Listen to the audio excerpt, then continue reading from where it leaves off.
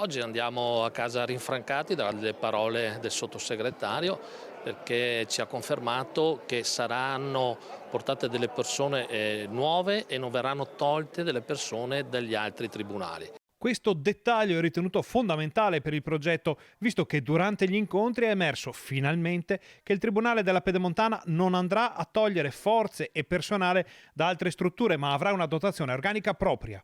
Un passaggio importantissimo che va di pari passo con l'unità di intenti del territorio. La Pedemontana ha portato questa unione di territori dove abbiamo un numero di imprese così elevato che merita proprio un tribunale adeguato all'impresa, e questo ci fa ben sperare perché ci sono tantissime aziende che a volte non fanno causa perché i tempi sono troppo lunghi. Dunque noi abbiamo bisogno di un tribunale dedicato all'impresa, efficace, efficiente ma soprattutto veloce. Il Tribunale della Pedemontana può dare una svolta all'economia di una zona che comprende 3 province, può rivitalizzare il centro storico di Bassano e può anche attrarre altre aziende. Questo può servire anche per far avvicinare imprenditori stranieri nel nostro territorio perché trovano una filiera importante su tutti i livelli.